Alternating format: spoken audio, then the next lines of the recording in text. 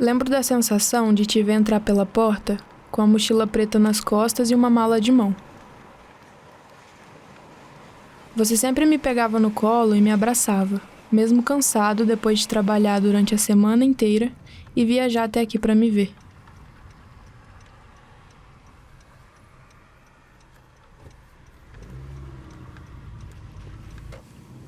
Lembro da sensação de acordar segunda-feira e ver seu lado da cama vazio já às 6 da manhã.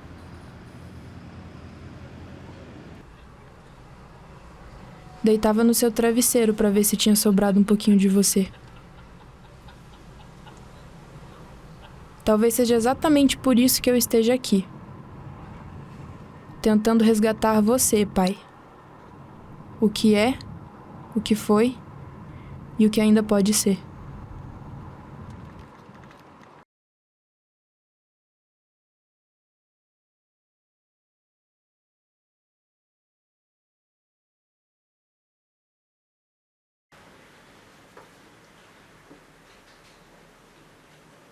Sabe, pai, me lembro quando me deu este cartão. Eu dei o cartão.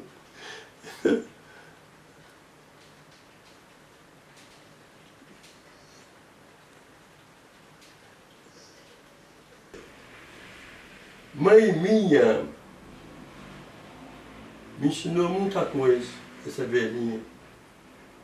Meu filho, aprender nunca é demais. Ajuda muito no futuro.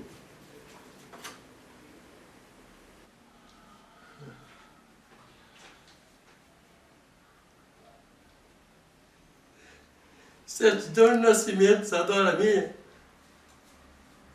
Aqui, ó, minha certidão de nascimento. Que coisa mais antiga tu quer? 80 anos.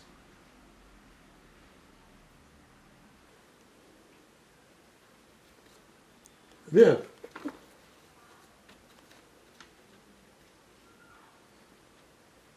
5. Despesa de tudo, e da certidão de tudo.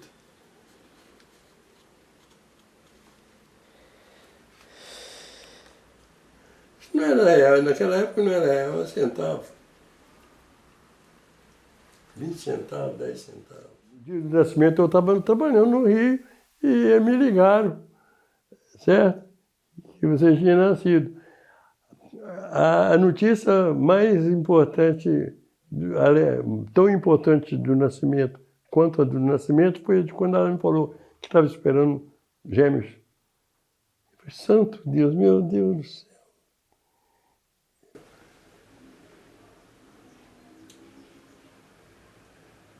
Meu pai parece noiva para sair de casa. Ele que estava, ô noiva, que eu estava demorando para sair, ele estava na rua esperando ele, doido para ir embora para a rua. Eu estava demorando. Isadora, em 16 de janeiro de 2007, em casa, em Guarapari.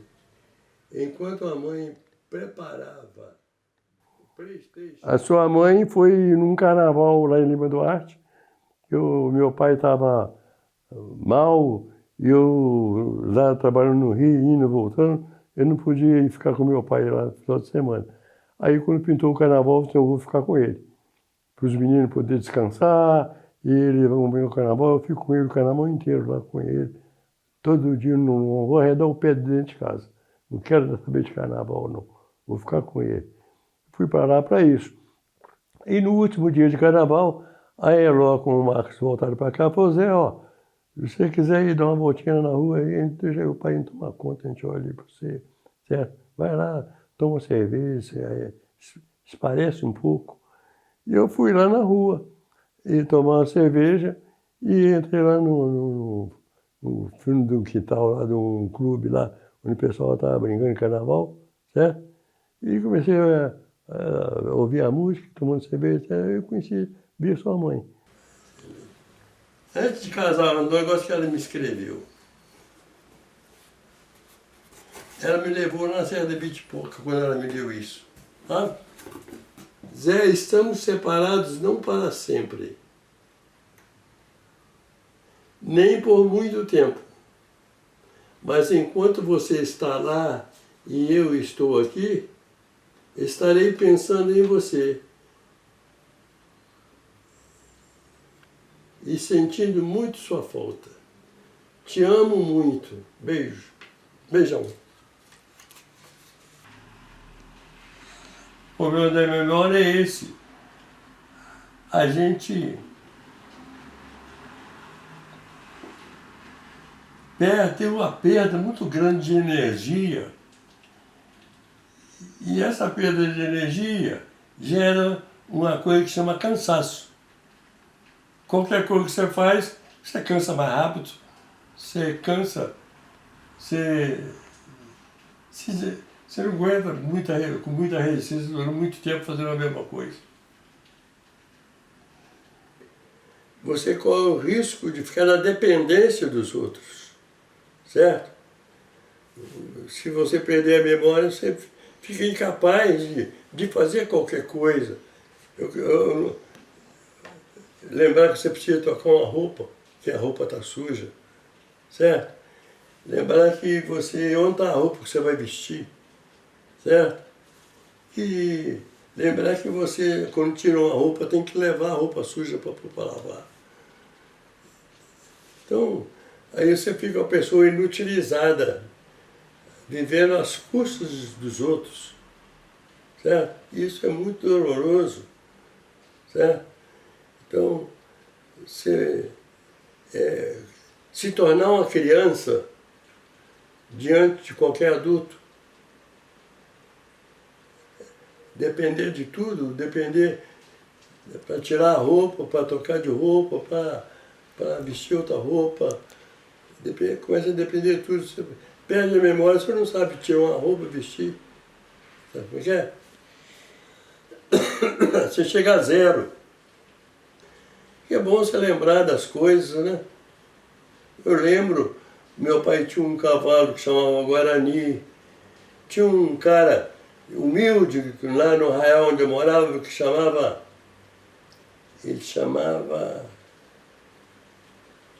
aqui a gente, o apelido dele.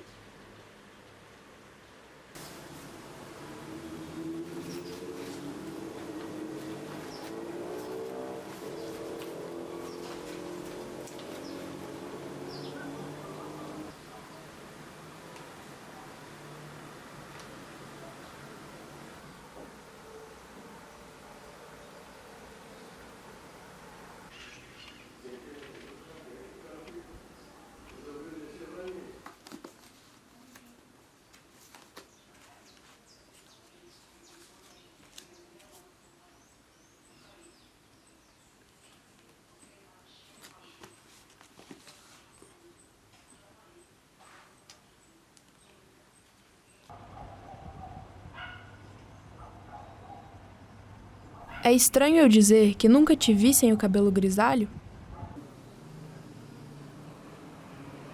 Talvez seja por isso que as pessoas sempre te confundiam com meu avô.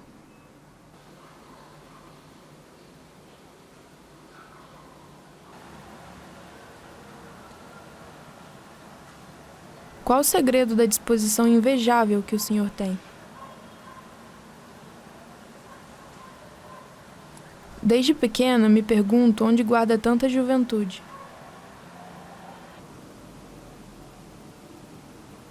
Alguns já até me disseram que me pareço com você.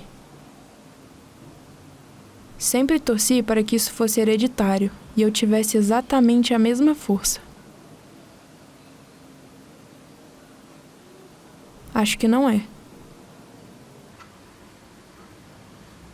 Todo dia você me mostra que ficar velho é opcional, mas envelhecer é inevitável.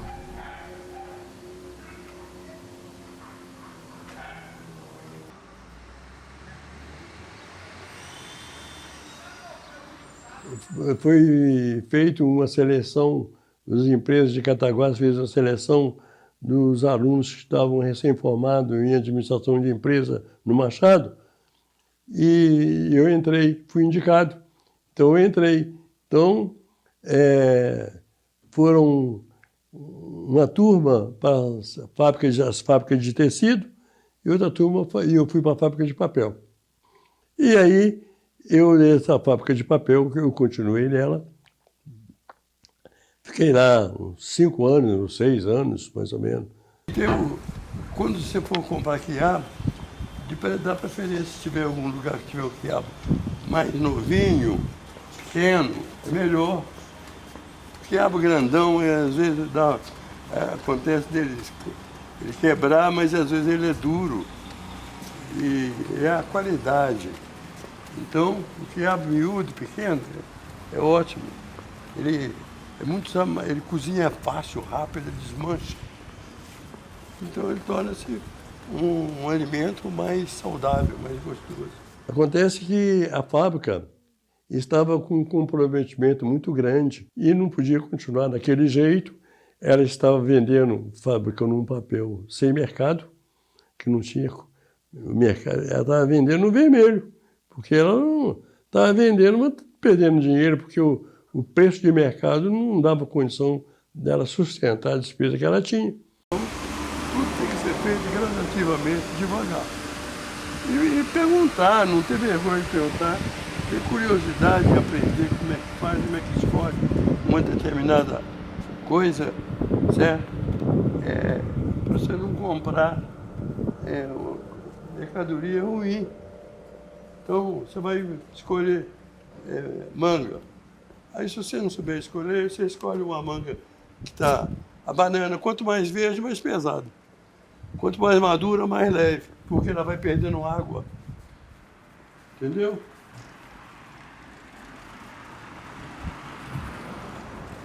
O que não acontece com a laranja. Mas a laranja, quanto mais velha fica, pior é porque ela fica pedrada. Ela seca o caldo. Então, aí, bom, eu não vendo resultado nenhum, vendo que as coisas ali não iam dar em nada, e eu não ia com... Eu precisava me garantir um futuro, minha tranquilidade. Aí, eu recebi uma proposta de São Manuel, de Cataguases, para trabalhar para ele no Rio. Não deu certo aqui, você não quis ficar, viu que a minha empresa está ruim, mas eu tenho a outra lá no Rio. Você quer fazer uma tentativa e ir lá, fazer um trabalho para mim lá? Eu te pago. Aí eu saí, fui embora para o Rio, certo? E fui trabalhar no São Manuel. Fui trabalhar no São Manuel, mas de olho para arranjar outro emprego em outro lugar, sabe? E aí pintou o Tunico, que eu fiquei 30 anos com ele.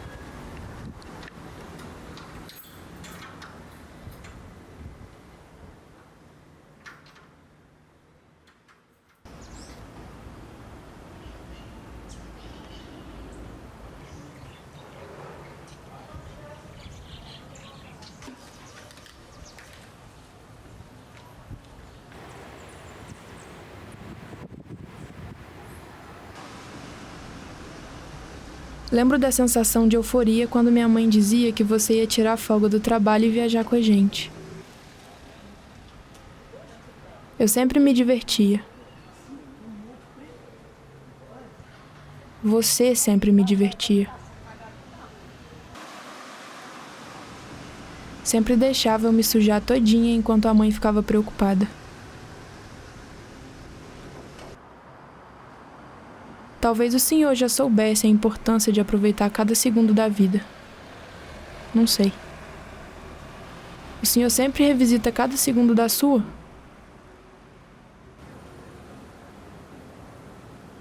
Talvez soubesse a importância de produzir momentos dos quais vale a pena lembrar. Talvez um dia eu revisite cada segundo da minha. Tenho medo de me esquecer de lembrar do senhor.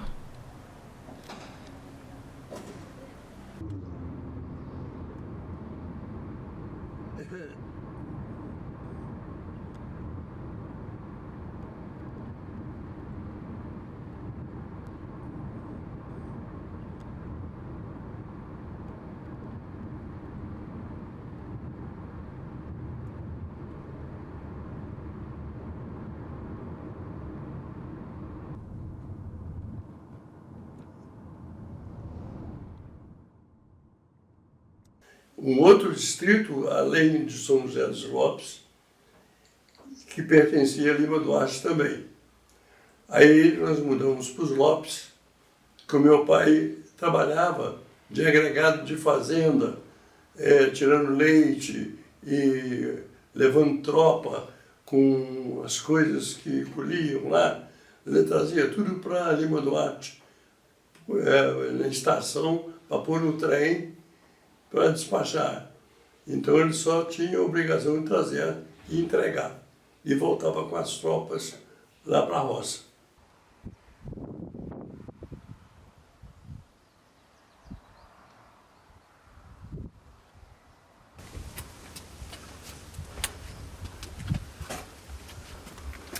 Eu acho que eu achei. Acho que é aquele ali, ó.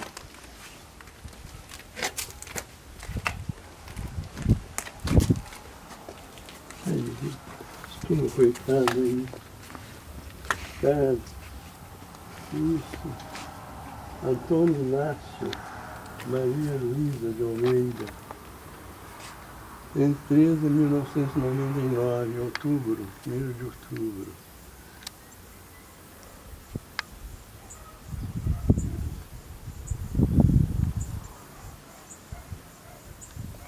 A mãe nasceu no dia 27 e morreu no dia 28. Pois não, coisa dessa. Né? Minha mãe nasceu no dia 27 de um mês e morreu no dia 28 de um mês.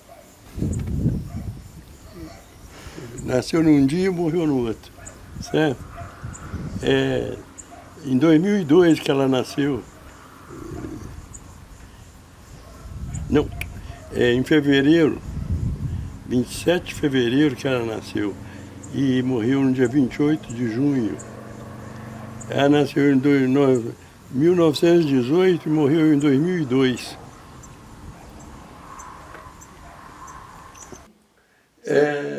A gente morava em Cantagalo. Aí de Cantagalo nós fomos para um lugar que chama Mato Virgem, que era uma fazenda muito grande, e o meu pai foi ser retireiro nessa fazenda, tirar leite de manhã, etc. E tal. E depois ele veio para os Lopes para começar a trabalhar numa outra coisa por conta dele, porque aquele serviço de fazenda, o dinheiro era pouco, e então ele queria um jeito de ganhar alguma coisa a mais. Então ele veio para São José dos Lopes e começou a fabricar tijolo e telha. O pai falava, quando ele comprou essa área aqui para fazer o túmulo dele, ele queria esse lado aqui, porque dava para ele ver a estrada, sabe? Onde ele passava para ir trabalhar. Quando ele percorria trecho, ele vinha de carona, aquela estrada ali, a estrada que dava para ele ir lá, que está aquele pico lá em cima, o pau de angu. Ele ia muito, passava tudo em volta daquele pau de angu lá. Olha quanto que não sobe para ir até lá perto do pau de angu. A estrada vai subindo, subindo, entendeu? E ele falava isso. Que é bom, que é arejado, ventila, dá para eu ver a estrada, muito bom. Melhor que é para lá no meio dos outros, não tem ventilação, não tem. Eu vejo para ventilação para defunto. Ideia.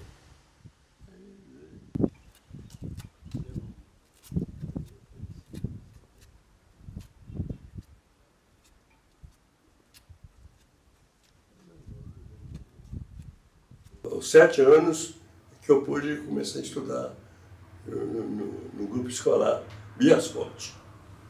Era um grupo boas professoras, organizadinho, mas o que a gente gostava mais do grupo era da sopa.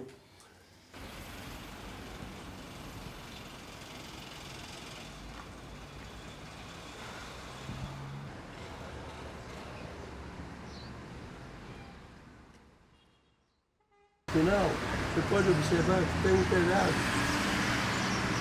Naquele cômodo lá, é onde eles serviam a sopa, a garotada, certo? Era o meu ponto predileto. E aqui na frente não tinha esse muro não, que era um muro baixo, que muita gente ficava sentado aqui no muro, tinha grama plantada aqui, uma espécie de um jardim com grama. Eu morei nessa rua, que chama Rua Velha, depois que nós fomos lá para cima, onde até hoje existe a casa que meus pais moravam, que é uma rua que chama Rua do Capim, porque lá só tinha casa de capim, então o cara comprava e construía uma casa para o telhado. Comprava, mas as casas de capim foram esgotando, acabando até acabar sumir tudo.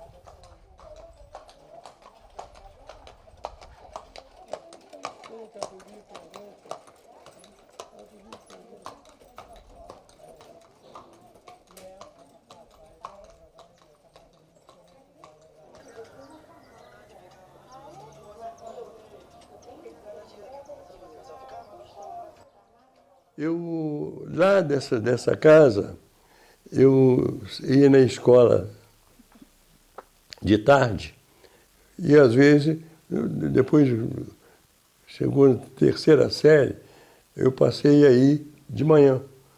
Mas nas outras séries era de tarde, era o maior número de alunos e a quantidade de ganho. Então, eles dividiam os iniciantes até o terceiro ano, bem de tarde. Terceiro ano para frente, vim tudo de manhã. Para levantar cedo, tinha que ser já menino maior, certo? Para poder sair de casa e ir a pé para a aula, que a mãe, pai e mãe não podiam estar levando. Mas porque como os pais tinham que levar, os menores iam mais tarde, depois do almoço. Que a minha mãe sentava ali e enquanto a gente não sumia lá na curva do morro, ela não ia para dentro. Aí ficava esperando a gente se encobrir lá, entendeu? E ela falava assim, a vida é um sopro, né? Isso ela queria dizer, que ela tinha medo que a gente voltasse aqui e não encontrasse ela mais, sabe? Isso aí, a vida assim, de repente passa tudo tão depressa, né?